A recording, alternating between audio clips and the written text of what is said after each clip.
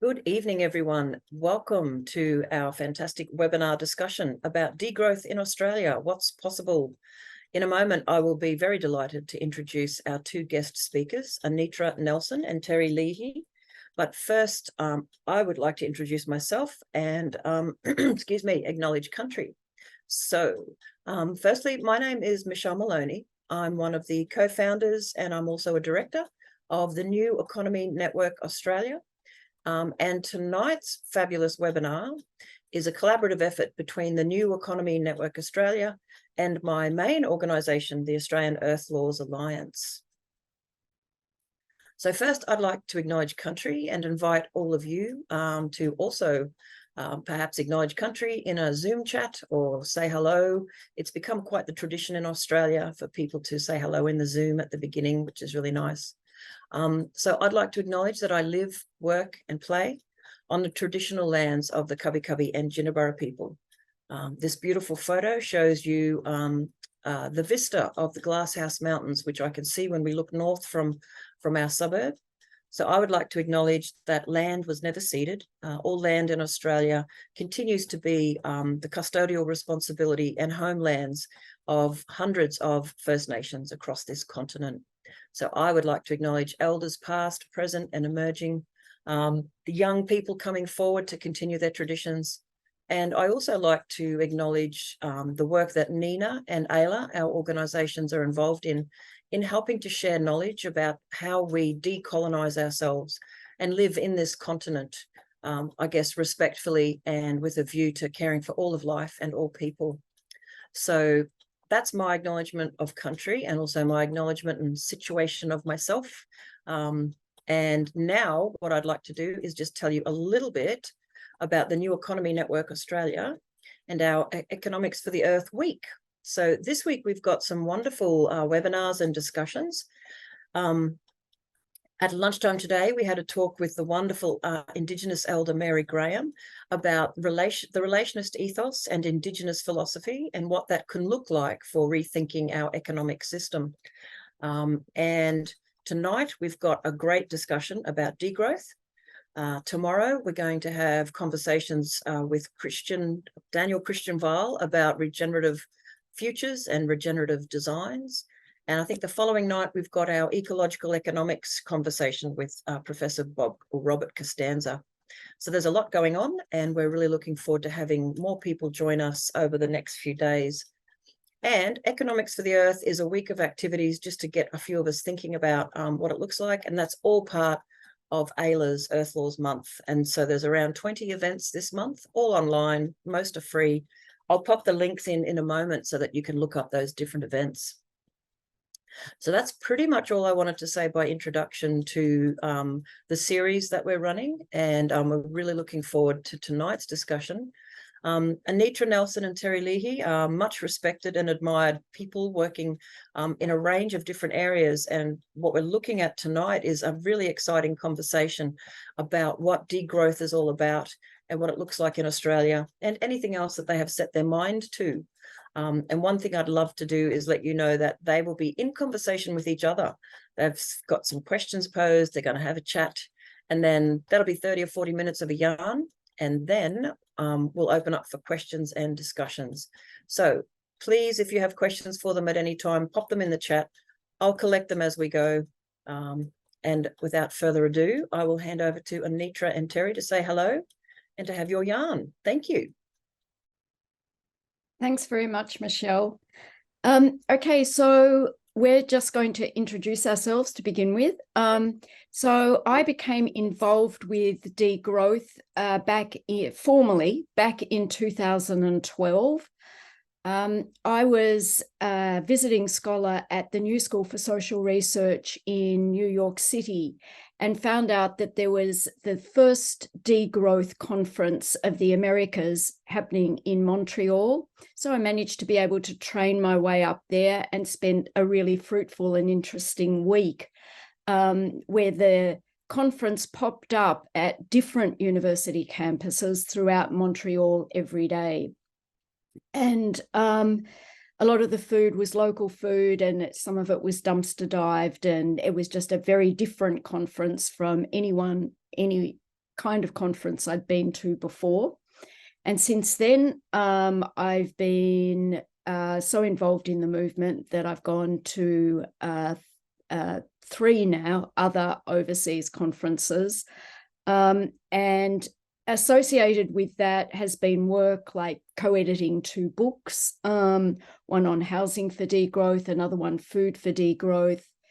And now that we have Degrowth Network Australia, launched in Australia and really up and running, I was able to represent Degrowth Central Victoria at the 4th assembly of the International Degrowth Network at the 9th International Degrowth Conference, which took place about a week ago, over about a week. And that was in Zagreb. And I'd just like to finish by saying that when I'm in Australia, which is most of the time, I'm only in Europe for 5 weeks, I live, work and play in Jara country. Terry. Yeah, okay. Hi, I'm Terry Leahy. I'm speaking from the land of the Wurundjeri Woiwurrung people, not ceded. I've been aware of degrowth for many decades now, but I became particularly interested in it because of talking to Anitra as much as anything. And earlier this year, the Melbourne branch of the Degrowth Network Australia was set up, and I joined that. So I've really enjoyed going to their meetings and working with them. What else can I say? Yeah, I mean, my work has been in sociology, and I've done work on environment and society, social theory, but also food security for Africa and the permaculture movement. So I'll probably talk about some of those things later on. Thank you. Yeah. So do we want to go on to the next thing then, Anitra? Yeah, sure. So the next question that we kind of posed ourselves was, well, what's degrowth and why is it so important now? So degrowth is generally described as us seeking to limit our use of materials, that's Earth's materials and energy, as much as possible, while having not just sufficiency, but a really high quality of life, generally kind of through different ways of relating with one another. And why now? I think this is really important when we come back to answer a question about what's distinctive about degrowth. I would say that we have 2 great challenges that are facing us as a globe, as a human species. So one of them is the ecological unsustainability of our planet, and especially us living in Australia as if there were 4 Earths on average.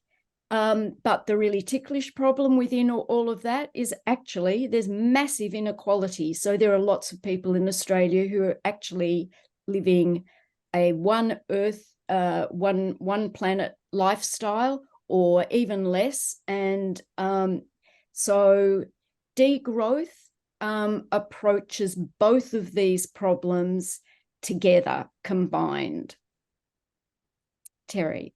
Yeah, I'd define degrowth very similarly to the way that Anitra just has, as a global reduction in the use of raw materials and the production of waste, making a sustainable use of renewable resources, like forests and land and so on.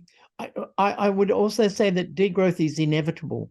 In other words, we can't continue to grow our resource use on a finite planet, and we're running into vast numbers of problems, which I'll mention in a minute. And so the question is whether to kind of take that into account and plan for it, and make decisions that are going to make that an easy passage, or at least a feasible passage, or one that's going to end up with complete collapse and a vast reduction of the human population, and not to mention the extinction of many species. And so we want a path to degrowth that's democratically chosen, that people get behind and want to do this. We want to create a fair and just society, like Anitra was just saying, and a convivial, enjoyable social life. We believe that the kind of in the global north, the rich countries, that people's consumerism isn't particularly satisfying for them in many ways, and a much more satisfying and way of life with much less reduced use of resources could be based upon, creative pleasures, art, culture, and so on, that don't massively use resources. The problems we're having with resource growth are, well, for example, if we have a 3% rate of growth, it means that it's a doubling of the economy every 23 years, which means it's like in 70 years, it's 8 times as much production as we have now. And it's clearly totally impossible and a crazy idea that we could ever do that. As Anitra mentioned, the footprint analysis suggests that she talked about the Australian footprint analysis for Australians, but globally we're using 1.5 times of what the Earth can actually sustain, and this is clearly crazy. We're all very well aware of the climate change crisis, which is hugely scary and dangerous. But what we also ought to realize is that the growth of all sorts of resource uses is leading to huge problems, like, for example, the growth and use of plastics killing marine animals, the toxic waste that's destroying soils, the deforestation that's eliminating whole species of wildlife, not just in Australia, but in all parts of the world. The eutrophication of oceans, and not to mention the acidification of oceans through carbon dioxide. But the eutrophication just comes from the use of fertilizers in agriculture. And it completely kills whole marine ecosystems. The appalling and kind of almost unbelievable decline in the insect populations of the world at the present time, which we're all probably most aware of through bees, but it's happening to all sorts of insects, not just bees. So we want to degrowth aims to try and deal with all of these mutually reinforcing crises. The last thing I'd say about this is that within degrowth, we tend to believe that that we unlikely to be able to get to the common mainstream goal, which is 100% renewable energy, using exactly the same amount of energy services we use now. We think we have to expect a much lower energy budget than that, and work out how to do that comfortably. So I think I'll finish with that. Yeah, that was a very good rundown. Thanks, Terry. Mm-hmm. So we also thought that it would be good to try and make clear the distinction between degrowth and so many other movements. At the same time, I'd like to put that in the context of a book that came out a few years back called Degrowth in Movements. And there, an exercise had started at the Budapest International Degrowth Conference in 2016 to ask numbers of movements to outline what parallels they had with the degrowth movement, what distinctions they had with the degrowth movement, and what the possibilities were for alliance. And that became quite a big project, and was up on the degrowth.info website, and then it was finally published. It was updated and summarized and published as a book a couple of years ago. So degrowth is very much about working with other movements. Many of us who are activists in degrowth are actually activists in numerous different movements, because there are, and this is, I think, a really fortunate thing, is that there's a lot of common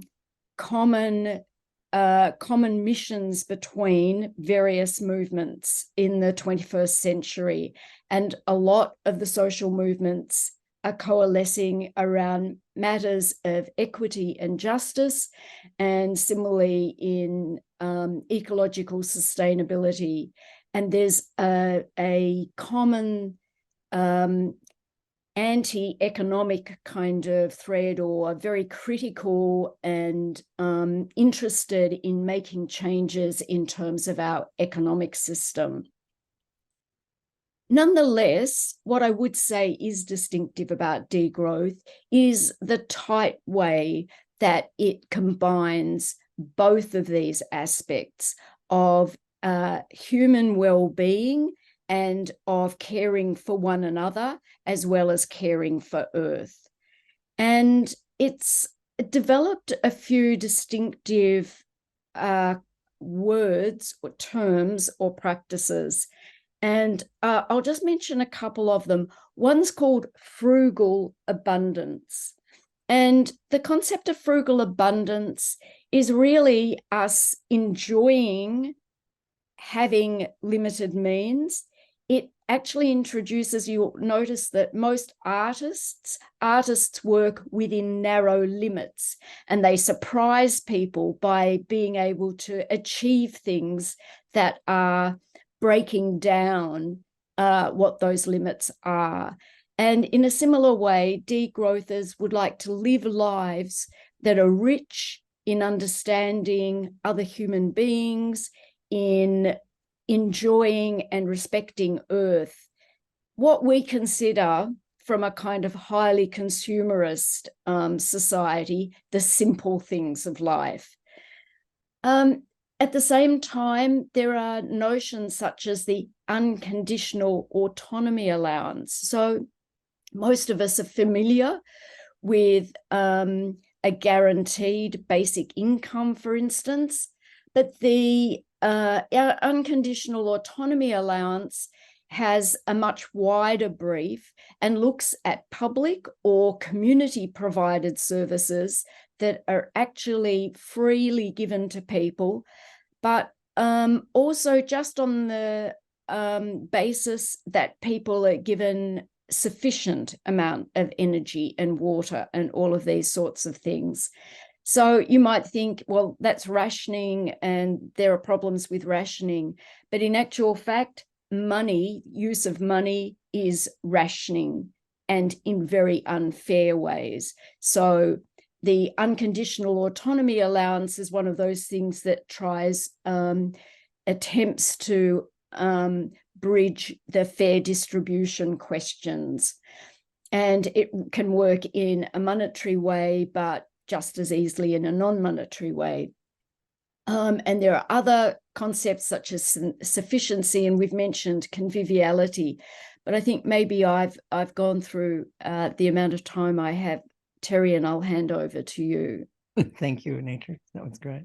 Okay, so I want to first of all say that I totally agree with Anitra, and the book Degrowth and Movements is a very good introduction to the degrowth movement, in the sense that it reveals that there are different strands of the degrowth. There are different approaches to degrowth out there within the movement at large. So I'm just going to talk about the ones that I'm particularly kind of attracted to, and I'm not going to discuss the ones that I might have some disagreements with. So what I come from a permaculture background. I read the first books in 1978. I got my permaculture design certificate in 1997, and I was, on various committees. And then most recently, I've written a book called The Politics of Permaculture, which is basically a set of interviews with people in the permaculture movement. So within Australia and a lot of the Anglo-Celtic countries, the most important expression of degrowth, or maybe that's unfair, but it's certainly one of the key expressions of it, has been the permaculture movement. And that's related to the early books by Bill Mollison and David Holmgren. Both of them in their first books didn't talk about degrowth as such, but they talked about the fact that we could not get the sort of huge energy boost that we get through fossil fuels by moving to renewables. From day one, they didn't think that was actually practicable or likely. and they're also aware of the huge damage caused by commercial agriculture, by synthetic inputs and so on like that. So they always embrace the strategy of degrowth, which has led to. And what I wanted to say about that is that when I interviewed various activists in permaculture, members of the permaculture movement who I found through a sort of typical snowballing techniques, and these were people in the UK, even in Norway, Bali, Africa, and so on, and as well as in Australia, obviously in the North America and so on. What I would say about that is that the commitment to degrowth is a really central part of how ordinary permaculture movement people think of permaculture, and this is manifested both in the kinds of practices that they engage in terms of their own lifestyles, but also in things like community gardens, community supported agriculture cooperatives, things of this type. That's in the, if we're looking at the global north and the rich countries. And in the global south, the permaculture movement is distinctive in emphasizing projects for sufficiency, for food provision, sufficiency for households, that it's a non-monetary provision of a rich and diverse, varied diet with very little material resources being used as inputs to create both a life for other species and a really rich life for people.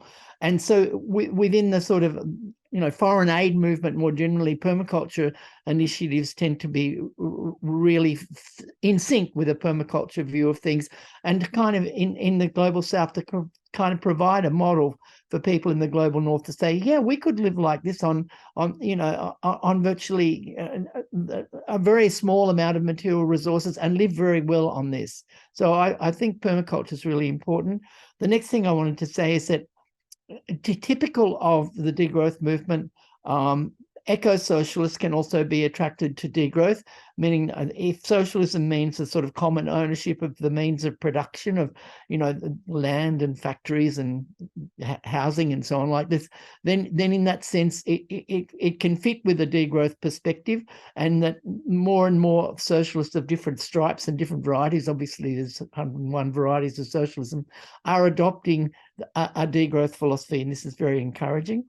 And the last thing I would say about this is that that it's also within the degrowth movement you find strands which are into what is mostly called in Europe commoning, like Frederica Haberman talks about an economy, and the idea is a non-monetary society based upon voluntary clubs and voluntary production, and the view of these people is that this kind of economy would actually work really well to create degrowth, because people are doing things that they think are necessary and giving really things that are really necessary to other people without the constant demand to make money to survive in a competitive market economy.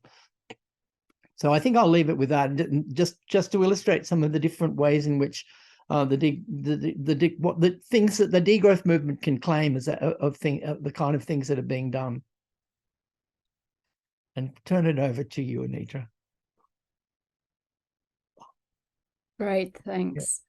Yeah, well, look, our final question to ourselves was really associated with, where Degrowth Network Australia and people in Australia can go now. And to some extent, Terry's provided a bit of a diving board there in terms of our Pacific and oceanic neighbours. Now, at the Degrowth International Degrowth Conference in Zagreb was preceded by a one-day assembly, the fourth International Assembly of the Degrowth Network. And in the past, it's been really quite controversial to suggest a formality within the Degrowth network beyond having a hub, which has been really important for us online, called degrowth.info, which I mentioned before. Degrowth is very much a grassroots movement, as well as having many scholars and professionals who have, you might argue, a greater tendency to talk about policies that might be reformist that states could bring in towards degrowth. And because of the very strong horizontalism and grassroots politics, there's often been a lot of suspicion about formalizing the international network. But over the last year, as an outcome of a previous conference, there was a working party that ended up circulating a couple of months ago, a 25-page sociocratic proposal for a formal international network of degrowth individuals and groups.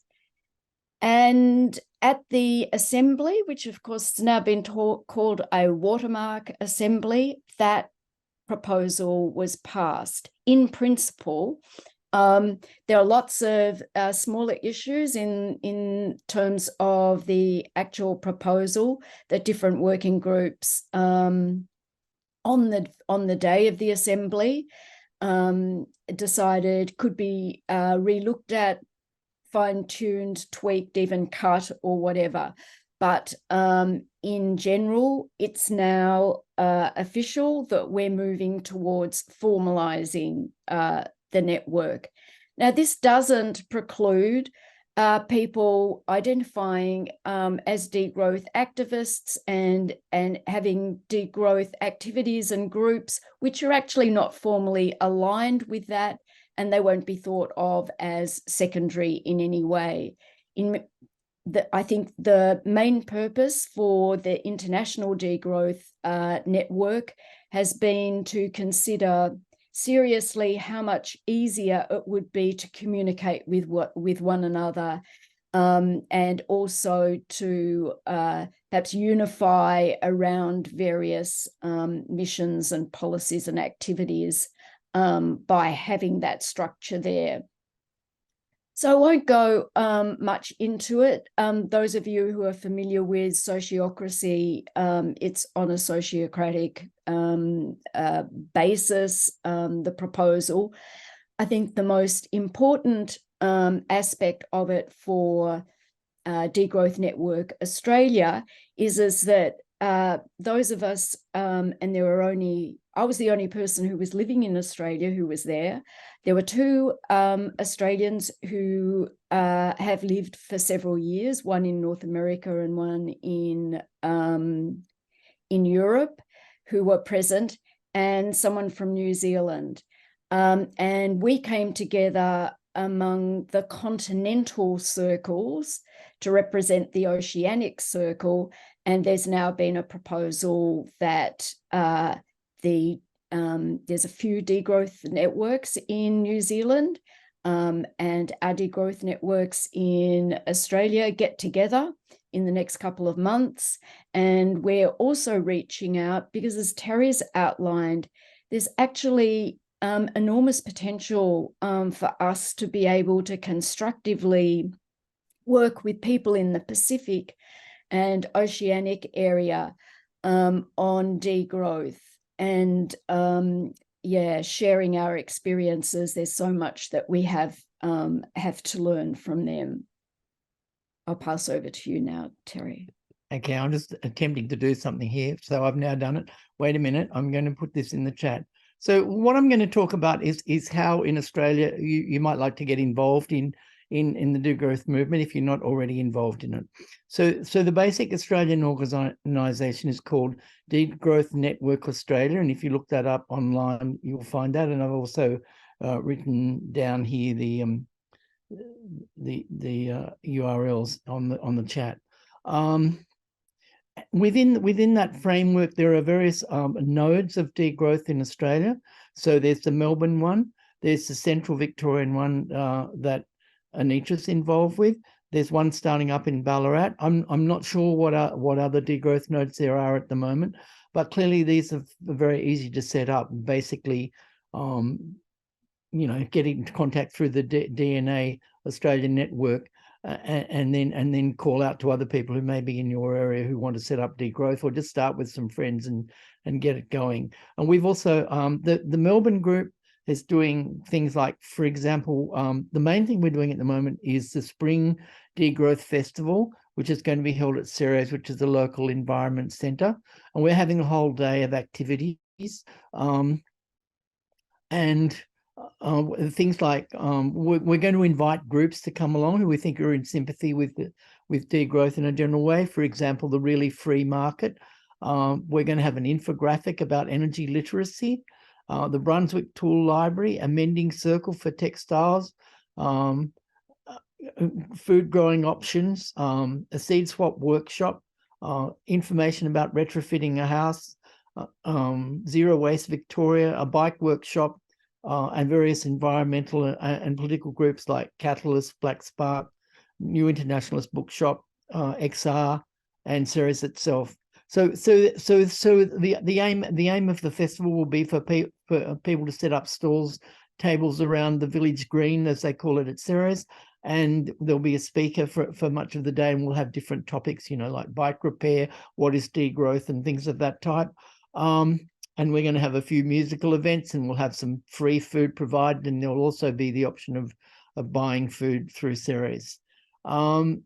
And so we're doing that. We're also, as part of that, we're creating a leaflet, like an A4 leaflet, folded into 3 on both sides, with a whole rave about what is degrowth, and with coloured pictures and all that sort of thing. So we're working on that now and get that off the ground very quickly. We've also developed posters for this event. So what else can I say about all this? So I mean, I think the thing to do is to set up a node, and then get started on whatever projects you think may be relevant to degrowth and might be of assistance.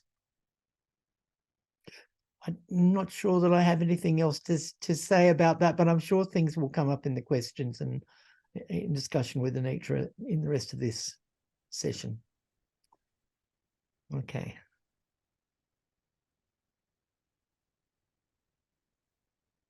All right. So what are we going to do now, eh?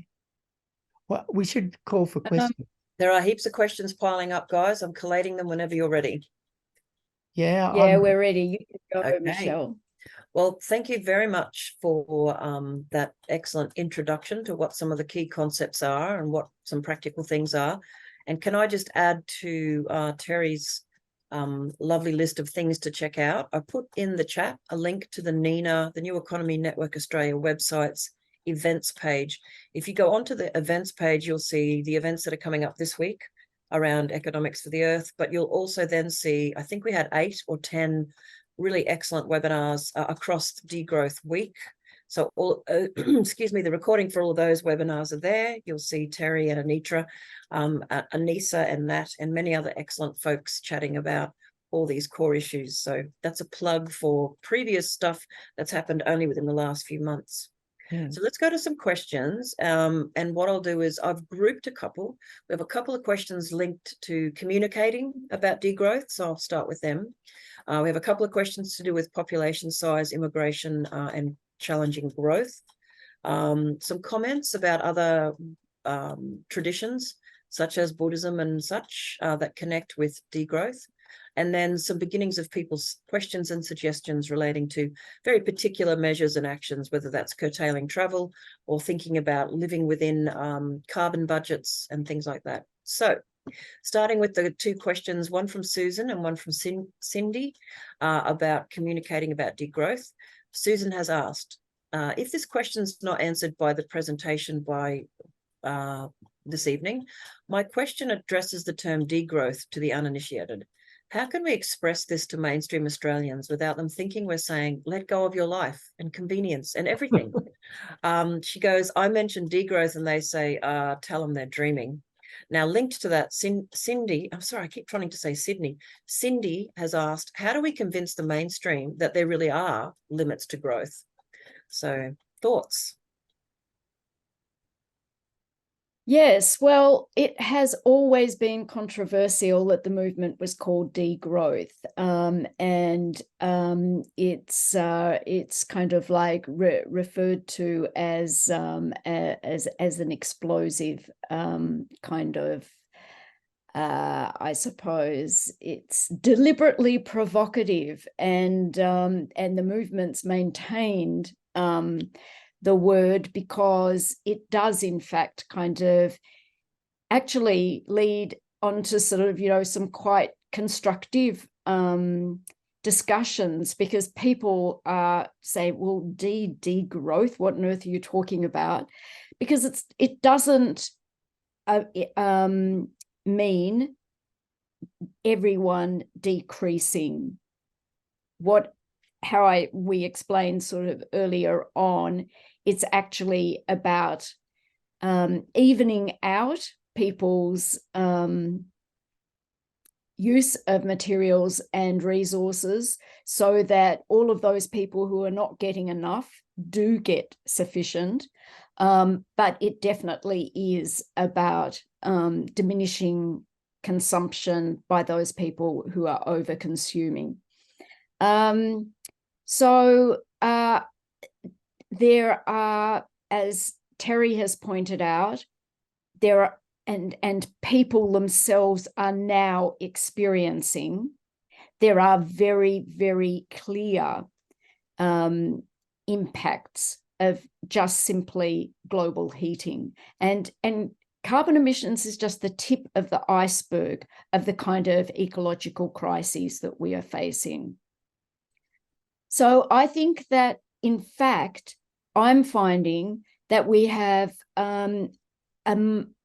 much less of a problem speaking now with people about the need to observe the limits of Earth, and to do it, as Terry pointed out, in ways that mean that we're democratically managing that we're actually all discussing about, well, how we achieve this so that people's security, everyone's security, is assured as much as possible. Yeah, I agree with what Anitra's been saying. I would like to approach this topic from the point of view of my research. I've done quite a lot of research on people's attitudes towards the environment, and also environment in the concepts of the global South. Talking to Australians about these topics, from a variety of class backgrounds. What I'd say about that is that, from my research, I think that people are a lot more aware of the environmental crisis than we give them credit for. In other words, it's really misleading to assume that people's political perspective is the way they vote. They vote for parties for short-term economic reasons, at the same time being deeply concerned in another part of their head, in another part of their thinking about the environmental crisis that we're facing up to. And the term that I and other colleagues use to describe this is two-track thinking, and this is not just found in Australia but in other places. So in terms of one track, everything is hunky-dory, and the kids are going to grow up and buy a house and go to Europe in their holidays and so on, like nothing changes.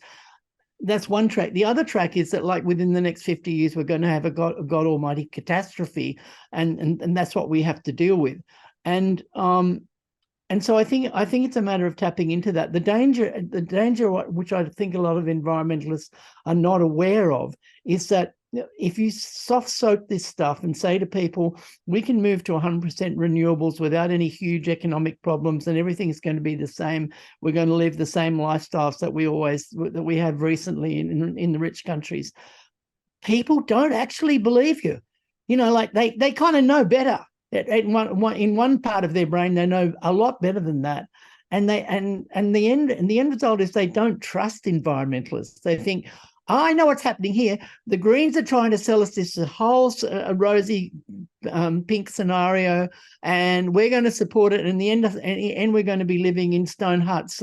We're cooking over open fires. It's like, is there's a sort of this sort of distrust is exacerbated by class issues, which are really important in all the capitalist world at the moment, in the sense that people worry that what's going to happen is, if they're whatever class position you're in, basically what you're looking forward to, if you talk about degrowth, is that the people in a higher class position are going to continue to enjoy the kind of lifestyle that you have previously enjoyed, and you're not.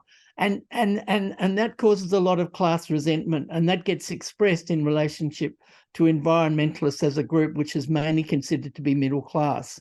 And I tend to think we have to address these issues head on to explain why degrowth is absolutely necessary and inevitable, and also to try and deal with the class issues that come up for people in relationship to that.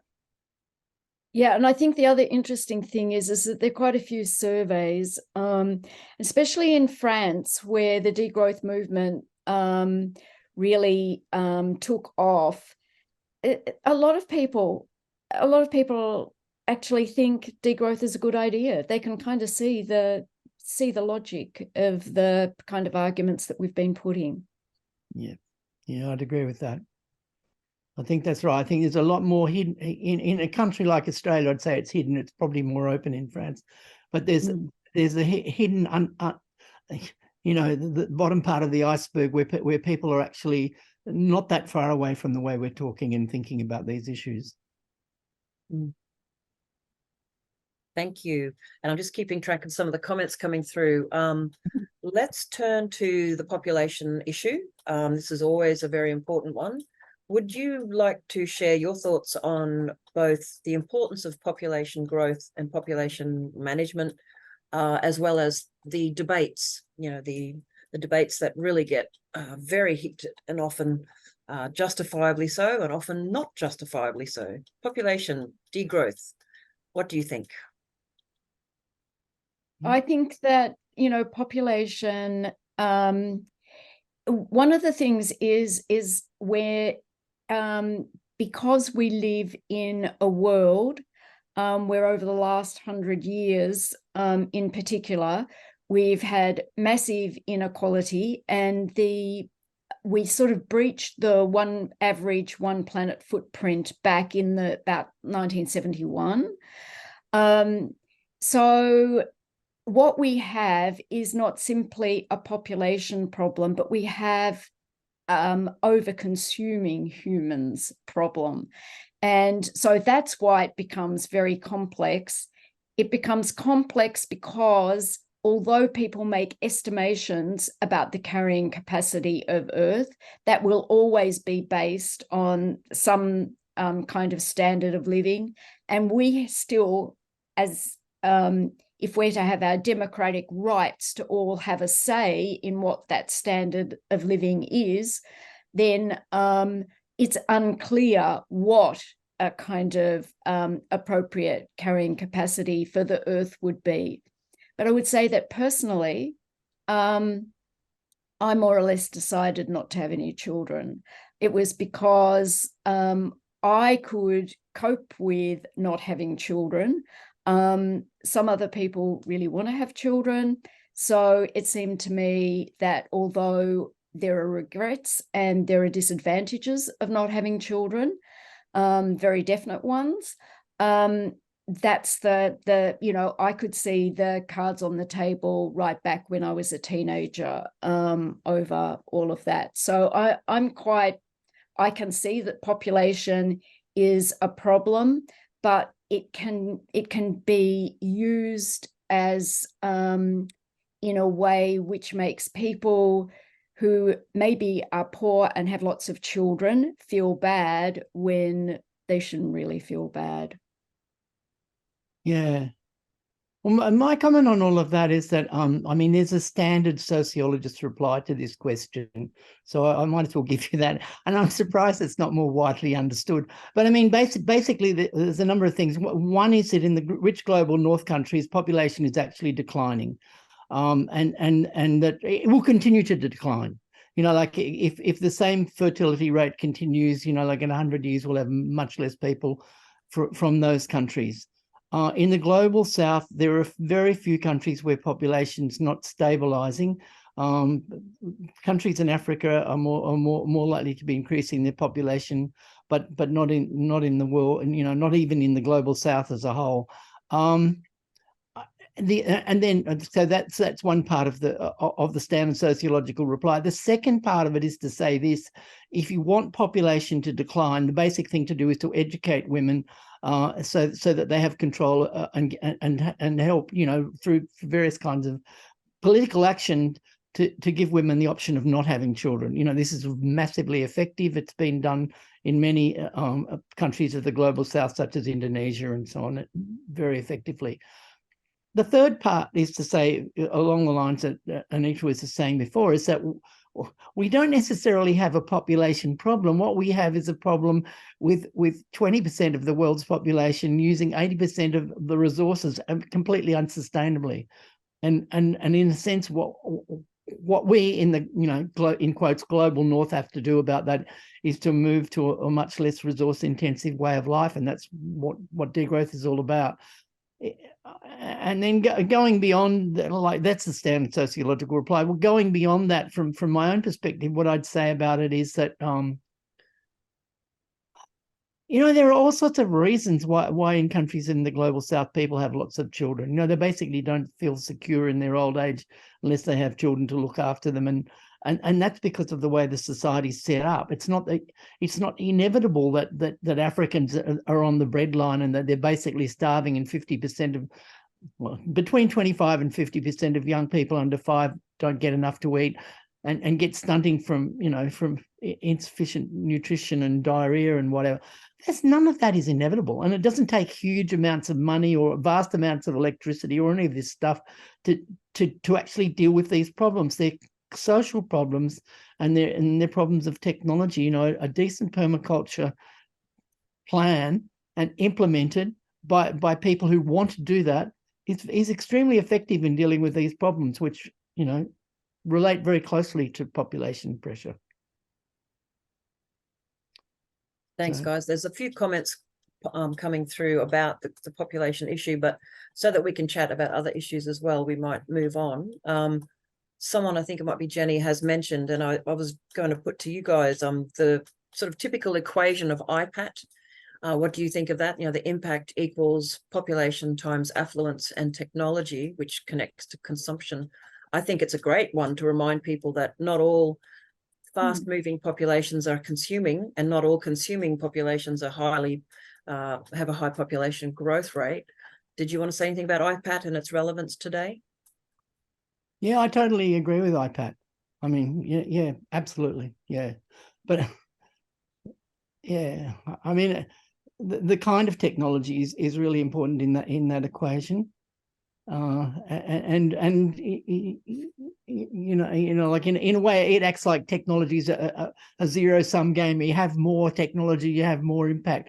And that's not actually true. Some technologies massively have little impact compared to other technologies. I mean, the problem is that people are creating vast amounts of resource use and fossil fuel, carbon emissions and so on, by doing things which are structured into the daily life of contemporary rich North societies, like driving to work, turning on the aircon, like what, et cetera, et cetera. These things that we could live without doing those sort of things. Actually, and someone's pointed out, sorry, I'm losing track of who's saying what, but it's a great point. We're kind of focusing a little bit on the individuals, like families can choose to have less children, or people can. Let's talk about the structural issues. Someone has asked, some messages are coming through in the public chat and others are coming through in the private. Someone's saying, why are we picking on the people who have to make the decisions on the ground? Let's talk about structural reform to support degrowth. Perhaps we can just cast our minds for a moment to, if you were in charge of political processes to create a degrowth government, what would that look like? Because there's links to other questions people are saying, well, so, okay, this topic's been around for ages. Where is the practical action? What do we do? And I do remember an excellent article by Sam Alexander, which focused on a whole range of really excellent interlinked different ways of constructing policies and support for degrowth, everything from, reducing the work days, paying people to do the care work, just restructuring how work is seen, restructuring public spaces so people have something to do that doesn't involve shopping. But do you have comments you'd like to make about the structural reform that could support en masse a degrowth? Yeah, I think it's massive. There are people who will run through a stream of proposals, and all of those things are very common within degrowth. And from an individual as well as a more collective kind of point of view. Okay, so that one way of being able to have more time to be a degrowth activist is to minimize your paid work, and also get involved in different kinds of collectives that are producing things and creating services that people really need, and that are in a sense prefiguring what a degrowth network might look like. So I'll be moving on to Budapest, where there's a degrowth what we call formation, which is really a cluster of activities that are all interlinked, and it's called Cargonomia. And they've in the past made bikes, cargo bikes, as well as ordinary push bikes for 1 or 2 people. And they also have a peri-urban farm with community-supported agriculture. They have urban forestry, community gardens, a social centre, a whole range of interlinked degrowth activities. So you might think, well, that's all coming from the grassroots, but it's not. They actually work quite closely with the Budapest Council on accessing land and other resources. And I mean, they do a lot also of just kind of like, there's more fear, I think, of bike riding in Budapest than in Australia. And these are important things to consider for cultural reasons. Under a socialist government, people were less able to use cars, and they identify bike riding as kind of something they want to get past and over. And, like, there would be that element too in our own culture, but even more so and having a whole lot of political overtones. And so when degrowth activists are trying to move things along, it's kind of like happening at a whole series of levels. So I want to give an example. I mentioned that I'd edited 2 collections, one Housing for Degrowth and one Food for Degrowth. And at the same time as we launched the Housing for Degrowth book, a whole series of activists were invited to the European Commission back in 2019, where we had a 2-day conference. And my co-editor and I created a kind of 1-pager on what policies we thought would be really useful in terms of improving housing for degrowth. And interestingly, our proposals were, in a nutshell, looking at planners and building regulators to actually enable people to be able to build more their own homes in safe ways, and also to have smaller houses enabled. Like we've had a tendency in the global north to actually have minimum standards for housing and in terms of space, etc. But it's now gotten to the point where, especially in Australia, where we have some of the biggest average houses in the world, where you want to minimize that. So right across the board. There are so many different policies that one can imagine bringing in that really are basically facilitating people becoming more involved in deciding what's produced and doing this in collective ways. What's produced, how it's produced, who it's produced for, and who produces it, and having much greater democracy. So a lot of the policies are around making more participatory democracy, more local government being a really, really key level of government, like reversing the situation it is in Australia at the moment. I might leave it at that, Terry. Yeah. So I mean, I'd agree. I agree with all the suggestions and things that Anitra's been talking about. I mean, basically, what she's saying there is that there's a sort of a combination of moves which are both setting up prefiguring organizations for a simpler way of life at the same time as these are being engineered in a context where governments matter and where it's necessary to engage with governments at the level of local council or even the federal level. I think that what we could also say is that there's a lot of activity within the degrowth movement which is about policies which could be used by the Greens Party or could be used by the Labor Party to kind of move us more in that direction, like cap and trade system for resource use. And there's some of the things that come out of the Herman Daly steady state economy stuff.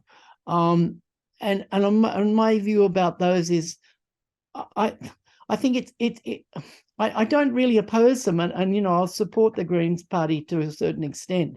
But in my view, the only permanent way to actually create a sustainable society is to move to a completely different kind of economy that doesn't rely on money, where people are engaged in as volunteers in voluntary groups producing things for their own use and having chains of production with other producing collectives, making decisions about what they're producing while taking into account issues like the environmental impacts, the health and enjoyment of the people doing the work, and the kind of the needs and of the people for whom they're producing these things. I think if we need to move away from a monetary economy. So in a sense, my answer to Michelle's question is to say, well, we need a revolution.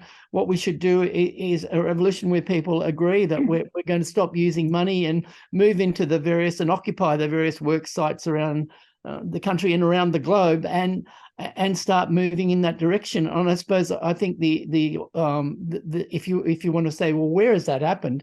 I'd say the closest at the moment is probably the Zapatistas in Mexico. And that partly suffers from being such a small experiment, like on a global scale. It's hard for them to produce the things that they need without engaging with the global economy. But in terms of, they're trying to set up a non-monetary economy in a number of ways, and that's associated with a sort of degrowth perspective. So ultimately, I think that's the way we should go. But clearly, at the moment, that's not a likely short-term perspective. It's not going to happen in the next 10 years, probably. I mean, maybe, who knows? But in the meantime, I support sort of elements of the steady state economy stuff being run through the Greens Party and so on. And I'd probably more support the kind of things that Anitra's talking about, like prefiguring structures of the kind that Cargonomia represents, but also a community-supported agriculture farm or something like that, which do work with government. I mean, like at the moment, I'm going to a rally this week for tram stops in Brunswick, and that's being pushed by the local Greens on the council. And to me, it's a degrowth move, because what we're trying to do is to move people out of their reliance on their private car and make it easy to move a shopping trolley or a pram or a disabled person's wheelchair onto a tram and use that as a mode of transport. So although that's like a totally kind of reformist, state-based policy and so on, I can see it as a degrowth initiative, and I'm totally in support of it. Yeah, and I think that to the kind of sense that we're really concentrating on individualist things, I think that it's important to know that, you know, like I also run the line of no money, and we had a workshop at the International Degrowth Conference on this, and I written a book that came out early last year called Beyond Money, a Postcapitalist Strategy. And so for us, the structure needs to entirely change. So yeah, no argument about that. Can I ask, perhaps harking back to what you said, Anitra, about Budapest and the council, under what conditions do governments particularly show interest in degrowth activities of any kind?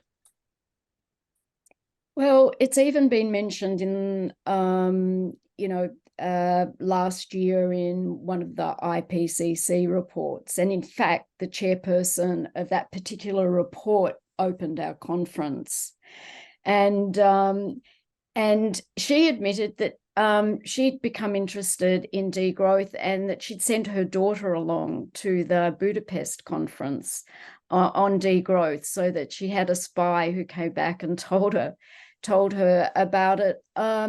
Degrowth is actually gaining such a interest in Australia that conservative think tank recently put out a kind of debunking degrowth, and sort of gave a great promo for degrowth in the beginning by saying, you know, oh, this is really gaining ground, and a lot of people are really interested in degrowth.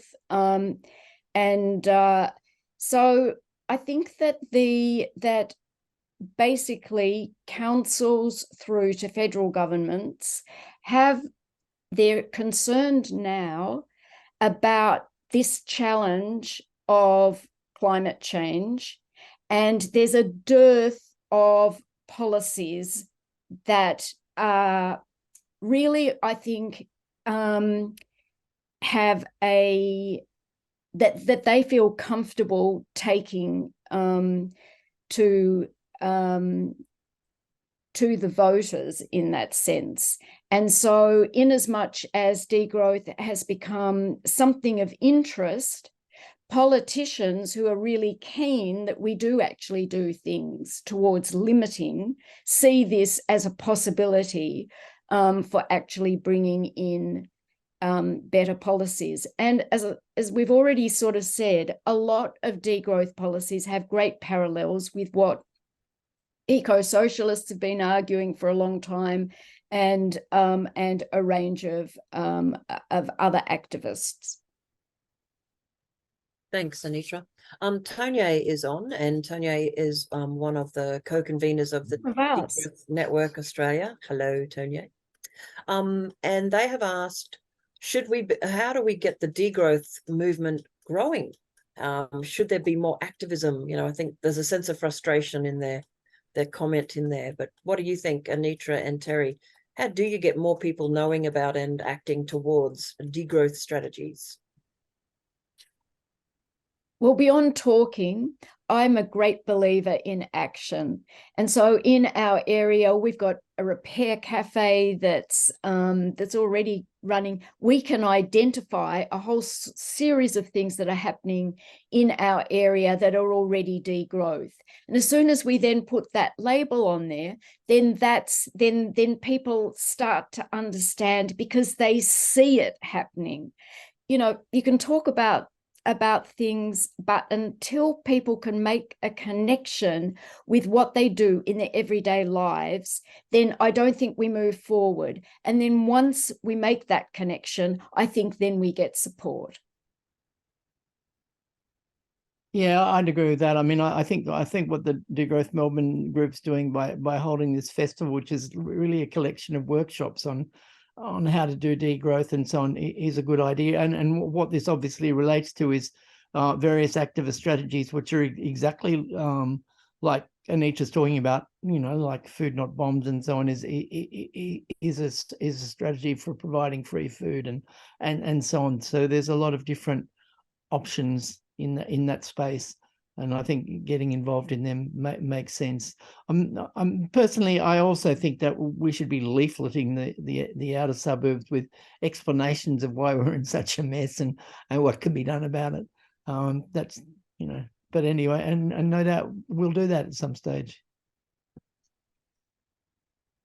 Okay, so just back to the questions that I collected before. Jenny has said, I'm all in favour of degrowth, but in order to cope with the energy transition, we need major growth in the technologies that facilitate it, like solar panels and batteries. How do we incorporate such necessities into the degrowth revolution? Degrowth is for renewables, but we would see that we have to we have to diminish our demand. So because if we bring in the renewables at the standard of our use of equipment and materials we have today, we are hurtling towards ecocide. I mean, it's just yeah. I'd hesitate to say it would make things worse, but you know, like, we just can't go on like this. We have to minimize it. And degrowth is not against sophisticated technologies. What degrowth argues is that we should think very seriously about all technologies, what they are achieving and what disadvantages that they have on social levels and every level of ecosystems. And we need to be doing that as communities. And so Andrea Vetter, a quite well-known degrowther, has developed a convivial technology matrix, which is kind of like a stage of different kinds of questions you could ask about every technology. And so this again is like promoting democracy and promoting our involvement in designing our futures. Yeah, I mean, I think clearly the program which is being rolled out, which is sort of mainstream at the moment, is to try and get to 100% renewable energy, use and provide the same energy services that we're using now. And that's a huge growth project. And I mean, to begin with, one of the things within the context of a global capitalist economy and the inequalities between the global north and the global south, what that means is a massive damage to communities where this mining is taking place, like in Chile and Paraguay and wherever. And Australia, rare earth minerals in Australia, it's just exploding, and it impacts on Indigenous people. Yeah, so that's one thing. The other thing is that it's actually not a feasible strategy. You know, as various authors have pointed out, like Simon Michaud, you know, an engineer, and various others, if we attempted to do that, we'd end up with a situation where we'd run out of the minerals that we're using to make these renewable technologies work.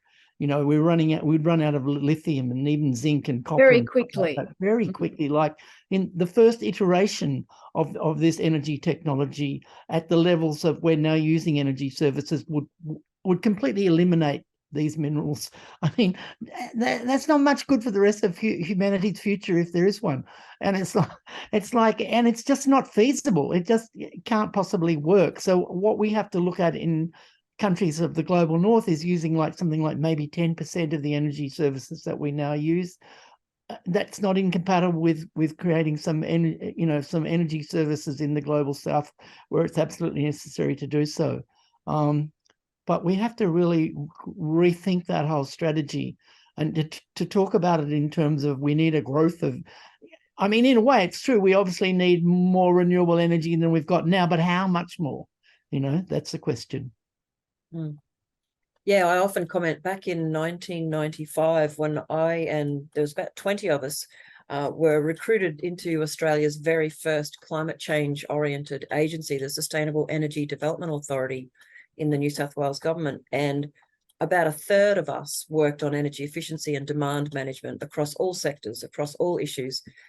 Obviously, the corporate misinformation that arose at the end of the 90s and the early thousands just destroyed all sensible conversation about climate change in most places. But even now, with the rush towards renewables, there is just this absence where a huge discussion about demand management could be. And that's not just, electricity, but in fact, all consumption and all of the things that are using all of the energy. So it's very worrying that there's no sensible conversation about demand management in any sector, actually. Hey, look, there's actually a raging discussion going on in the chat about MMT, I'm sorry, it's getting a bit late and I haven't had my dinner. Modern monetary theory. Monetary theory. Anitra and Terry, are you comfortable to make any comments about whether you think MMT is going to be a useful thing for degrowth or irrelevant, or do you have thoughts on that? I think it's irrelevant because modern monetary theory really rescues a Keynesian approach, which, used in the current system, actually leads to certain problems, leads to more problems than it solves because capitalism actually doesn't work. So I just think it's reformist and it's the same. I've also noticed that there are some things about alternative currencies and whatever.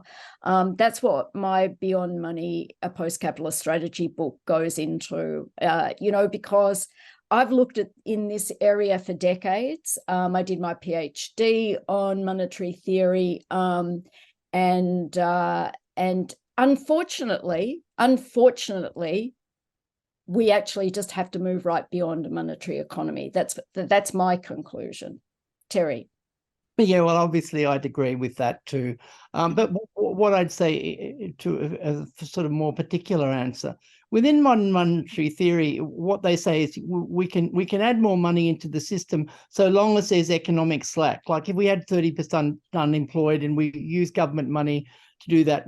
First of all, I don't, there's two things I'd say about that. One is it doesn't actually solve the political class problems in this situation. It's just another way of taking money from the rich, which sounds as though it's not taking money from anybody, but actually it takes real wealth from people. The other thing is we don't have actually that much slack in the economy that we could create the kind of paradise of 100% renewable energy and all energy services and also deal with the developing economies and and all of that by using that kind of modern monetary theory. What we'd instantly get into is a situation of inflation. Now, that's my take on it. But more than that, I just think the whole monetary system is really, it doesn't work. It doesn't work for the environment. It doesn't work for social justice. We need to get rid of it completely.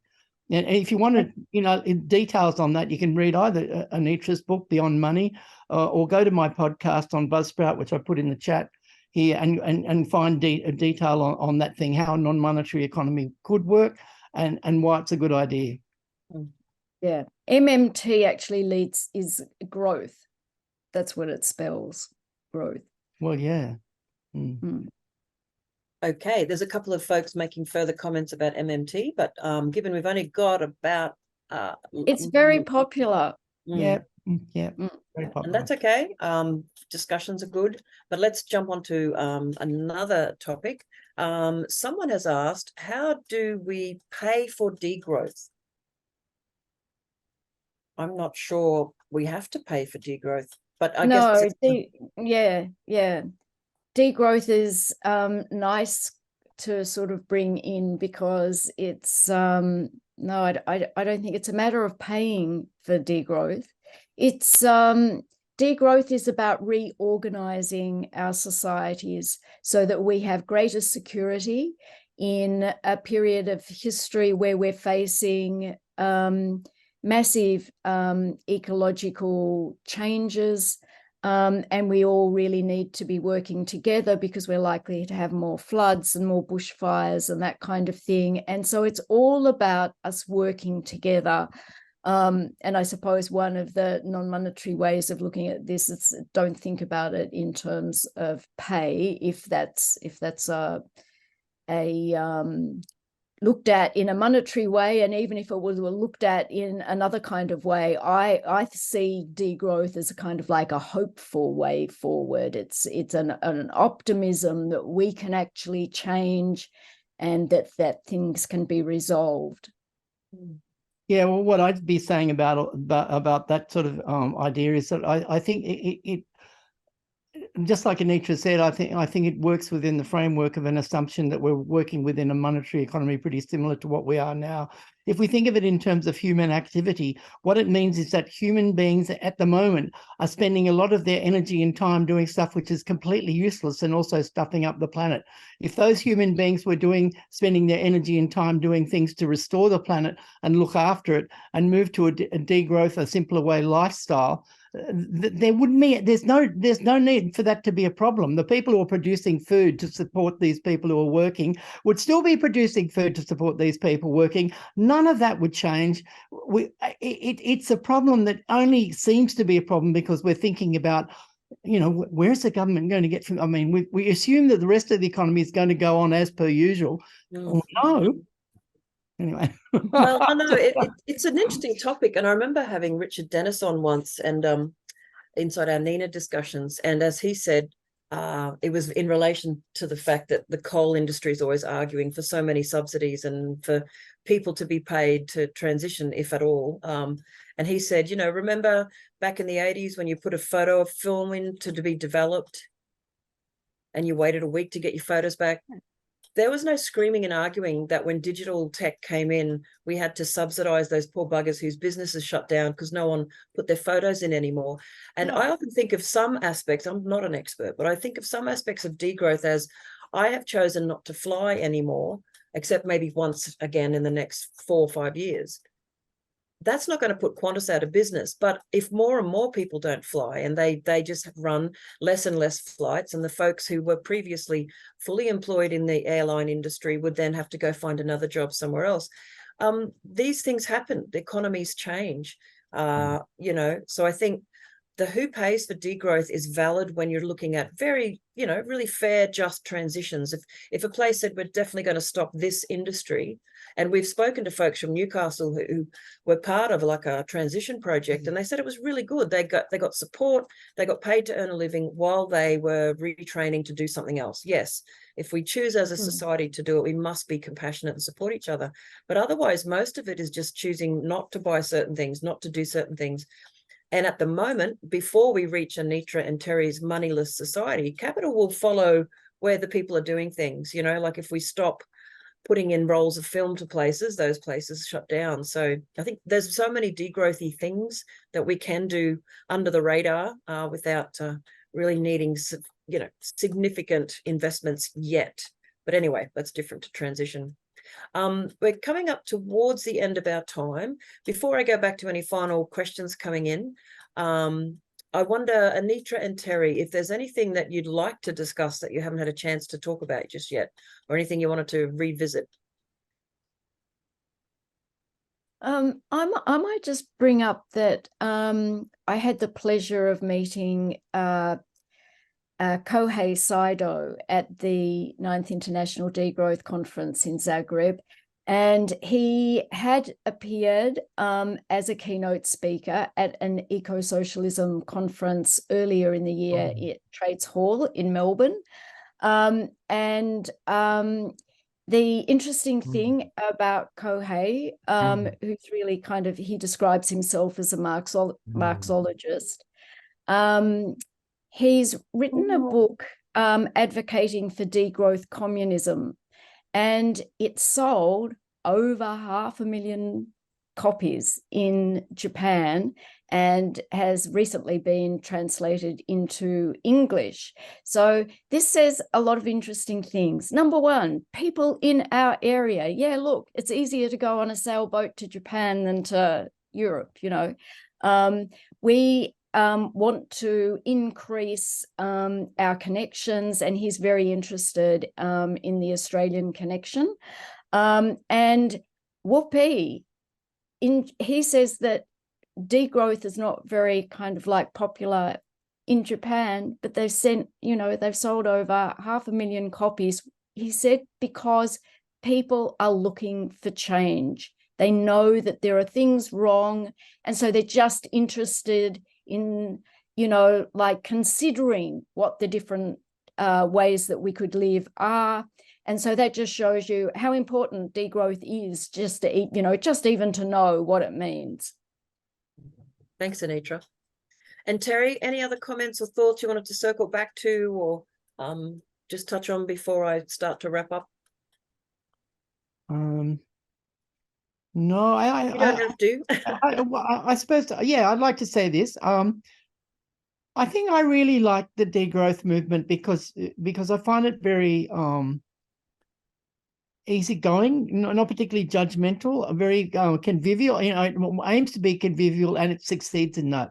I find the people that I'm working with in the degrowth group in Melbourne very easy to get along with, and not too kind of, as I said, not particularly judgmental, and open to new ideas, new people, a very diverse group of activists.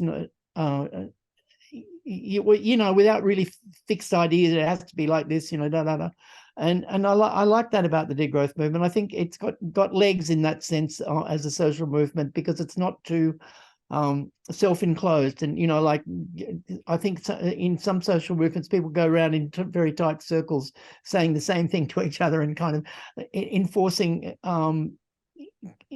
conformity to a particular set of doctrines. And I like the fact that the degrowth movement doesn't do. I haven't found that it's doing that. I found it very, very open, and I really appreciate that.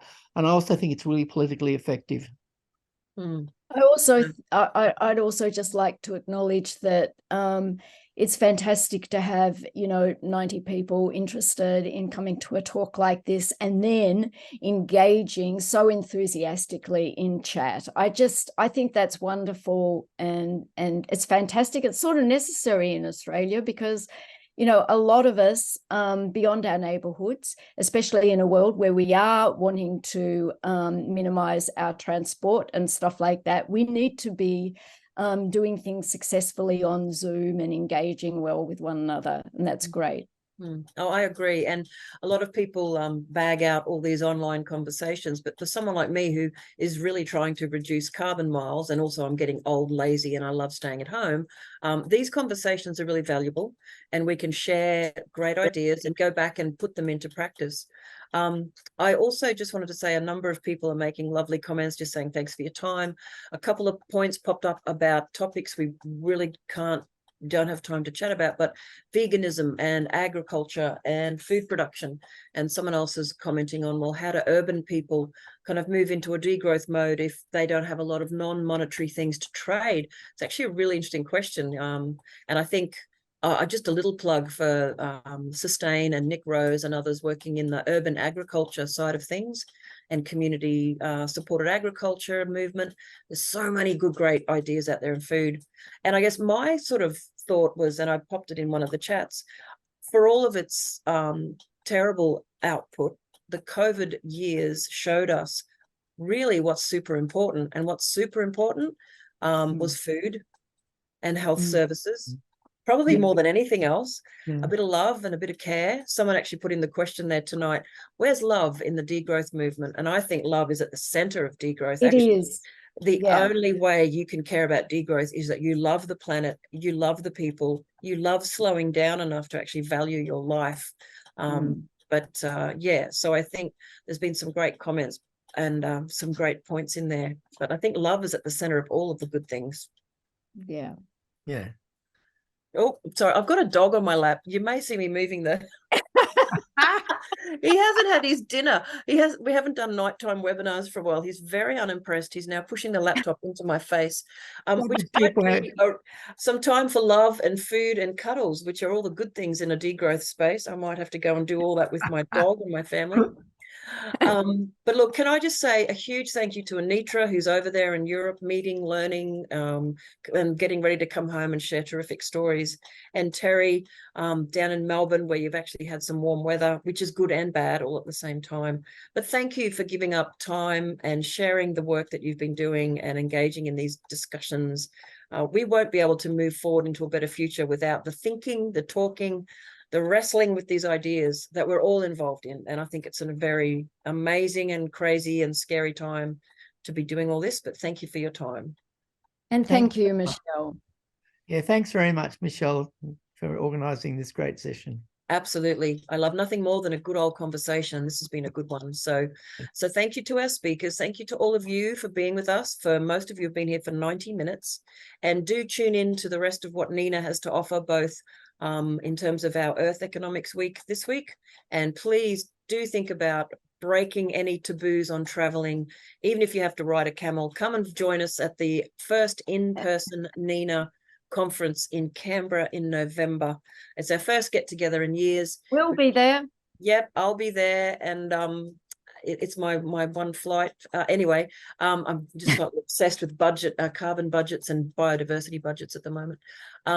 Yeah, do think about joining us, or even just watching the progress as the call for papers is closed, and have a look at the program on the website. So without further ado, and with a closing ceremony just coming on to 7:30, I'd like to thank you all. And is the conference online? No, I do apologize. This year, because we haven't had an in-person conference since 2018, 2019, we're getting together.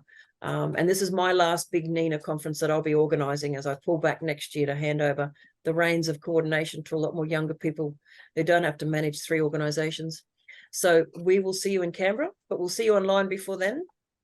And thank you very much. Thanks, everybody. Thank you very much. Good night. Good night.